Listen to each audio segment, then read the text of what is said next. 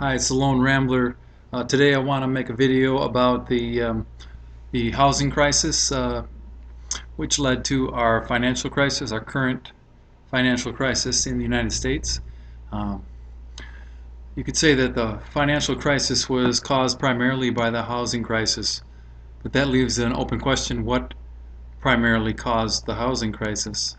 Um, a common or a popular notion is that it was the greedy bankers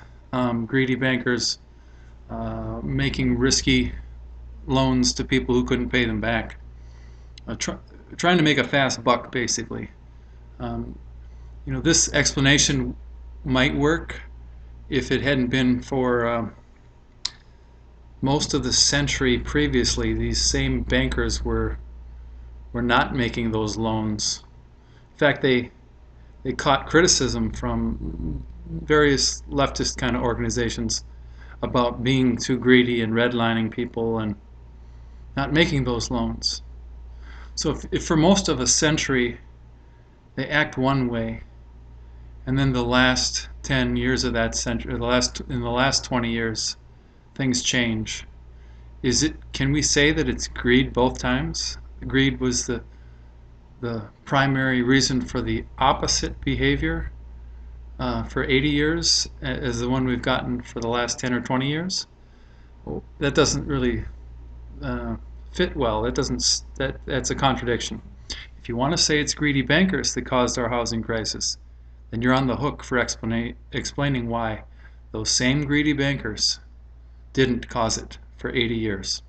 So, in one documentary called Inside Job, it was in 2010, there was a documentary.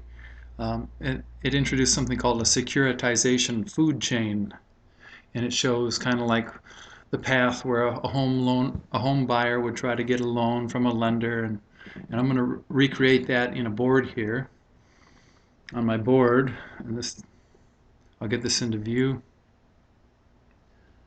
if I can. Securitization food chain. You can see the top is the home buyers.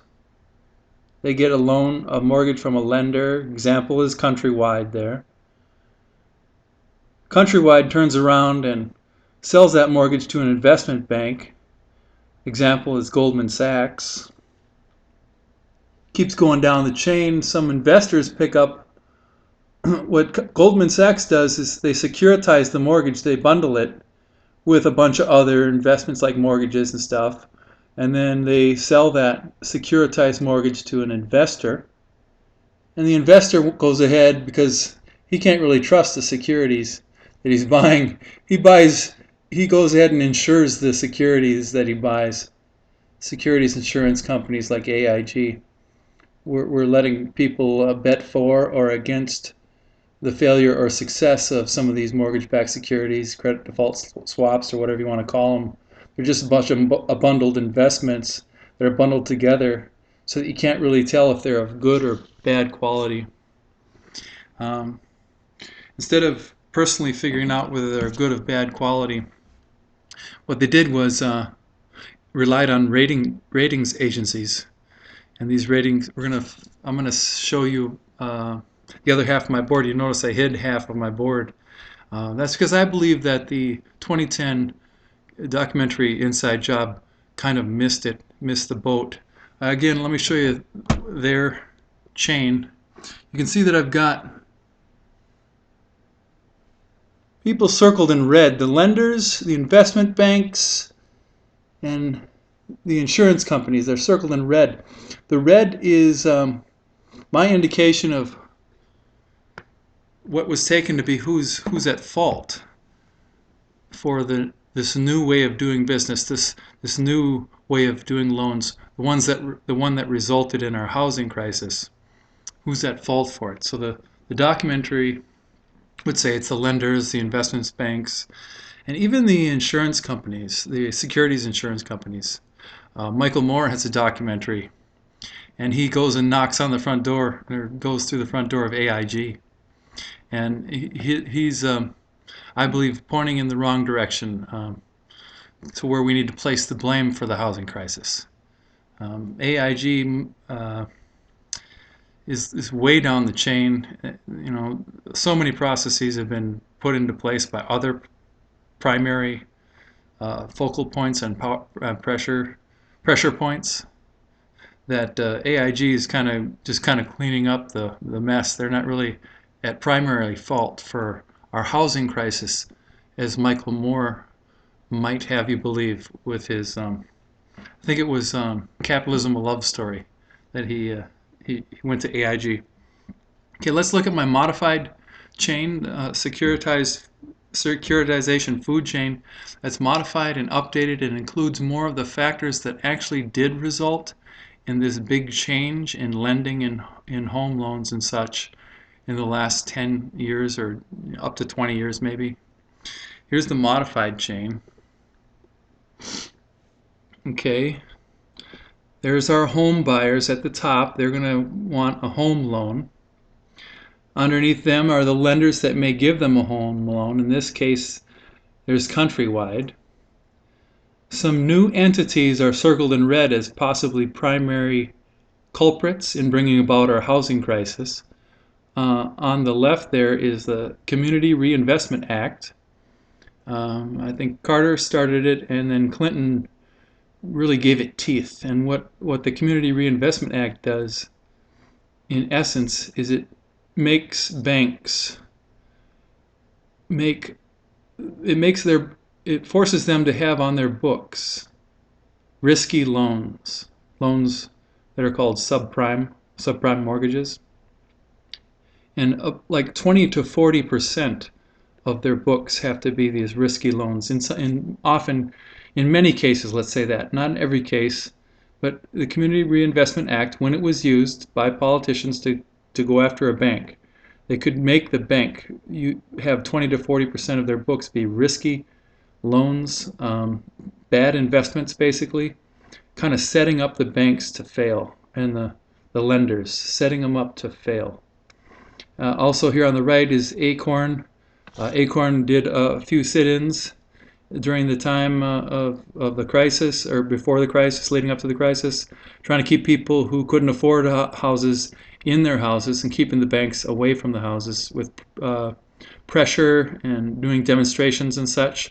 And that was a pressure point that could help lead to our housing crisis, which led to our financial crisis. Then on the right here we have the Fed, the Federal Reserve, keeping certain interest rates low. The Fed made it really lucrative to take out loans, for banks to take out loans, often getting close to 0% interest. So whatever money you took, the more money you took, the more money you made. If you're a bank and you're getting money at 0% interest, you're going to keep asking for more and more money, because you can get at least 1% interest somewhere else. Even in a money market, you could make money off of that scheme. Okay, and then we've got investment banks are okay. The lenders buy the mortgage or sell the mortgage to the investment banks, but they also sell it to Fannie and Freddie. This is kind of like a government backstop. The government might say with the Community Reinvestment Act, we've got to give out a whole lot of bad loans, but in response to that, we're going to have this government created entity, Fannie and Freddie. They're going to take the loans off your hands. So even though we force you to do the loans, we're not going to force you to go bankrupt. We're going to put it on the taxpayer, and Fannie and Freddie can have these lax lending standards, and they'll take up these mortgages, and they'll put them into securitized mortgages, mortgage-backed securities, and then they'll sell that to investors if they can. Okay, and in order for the investors to be duped into buying these securities, we have rating agencies, and these guys, I don't know if they've been indicted or not, but they were rating these credit default swaps and giving ratings that were too good, that were not objective. And so there may have been some skullduggery with rating agencies that were looking at the mortgage-backed securities and what have you, and giving them higher ratings than normal so that they could just get change hands and move from the investors. And then lastly, you did have the securities insurance companies. Okay. Now in this diagram, you'll see five entities are responsible. Uh, Countrywide and Goldman Sachs, I don't want to let them totally off the hook, but the primary factors that led to the housing crisis would be the pressure points that I've got. This is, a different view from the one in the 2010 documentary. But the primary factors that led to our housing crisis, that led to the change in mortgage lending that occurred in the 90s and in the early 2000s, this changed way that different people were getting loans. Crazy things were happening. People without citizenship, without proof of income, they were getting home loans. $600 billion worth of overinvestment.